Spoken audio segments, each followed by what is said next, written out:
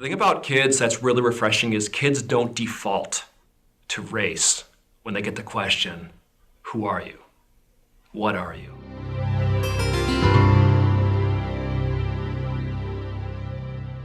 The year 2000 was the first time that the US Census allowed people to check more than one box to define themselves in terms of race. We've had this whole history of ignoring multiracial identity in this country, and multiracial identity has been part of this country since the beginning. So what I did is I photographed kids all over the country, 12 and under. I wanted to photograph not the Christmas or Hanukkah card, not the Halloween costume post, not the school photo. I wanted to photograph the kids as them. If you are in love with music, then bring your guitar, or your tambourine, or your piano. If you love playing soccer, then bring your soccer ball, but just be you. If you're in a bad mood, be in a bad mood. If you are crazy, be crazy, not as someone else is telling them to be or what they're expected to be. If you're gonna be a spaz, be a spaz. Okay, all right. And as an artist, that's what you're trying to do. You're trying to get that relationship where they, for a second it clicks, where they're really there and you capture them as they are. Now some kids come in and they're great. They're instantly, it's like, come in, you ready? And the kid's like, done. It just, you get it.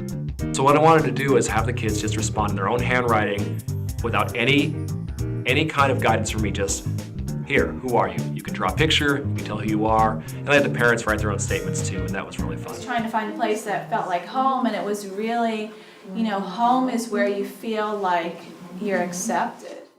It all started in 1967 in a case called Loving versus Virginia, where the Supreme Court ended all race-based marriage restrictions in the US. So that's 1967. How is it that it took over 30 years for a university, Bob Jones University, to finally allow interracial dating on campus? What happens if I go like this? Pa! Oh, you're hitting up, and the horse is straight, and the horse is down. Okay, and who are you hitting? Someone else on a horse? It was the year 2000 that the first census allowed people to check more than one box. The first time they allowed people to check more than one box to define who they were, to accurately say if you had parents or grandparents of different races, you could actually acknowledge them on the census. I think the thing that really surprises people is when I tell them that I was born in a time where my parents couldn't legally be married in many states. And people say, what? And I'm like, yeah, I'm 44 years old. I was born in 1965. When I was born, it was illegal for my parents to be married in many states. This is what you look like, Christian. And that's why I'm not excited about photographing you yet. As a kid, whenever I got that check one box, what that box really said to me was, pick mom or dad. Oh, that is so... Oh, yeah. It's hard ground, huh? Yeah. If you look at race and you believe in race, and you allow it to make people be seen as different, when in reality, we're all African. There's no scientific basis to race. But if you use race and you make people be seen as different, it allows you to do things. It allows you to allow them to enter or not enter the country. It allows you to determine who gets married or who doesn't get married, as long as you see people as different.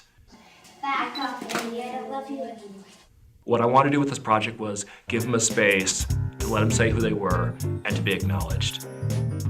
In October 2009, there was a justice of the peace in Louisiana who wouldn't perform a marriage for a couple because they were interracial. It's a black man and a white woman, and he said, no, I'm not gonna do that. And to their credit, they went to the media. And his reasoning was, well, what would happen to the children?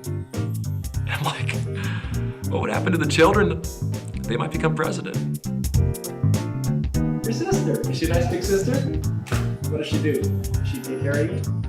Not just being multiracial myself, but having a multiracial child, I want him to grow up in a world where he doesn't have to define himself or fit into categories which are set by other people for him. And if my work as an artist can have an effect on that, if it can play one small part in giving him a space or a venue to be who he wants to be without the burdens of other people's categories and definitions on him, I think that's a good thing. That's even better. Perfect.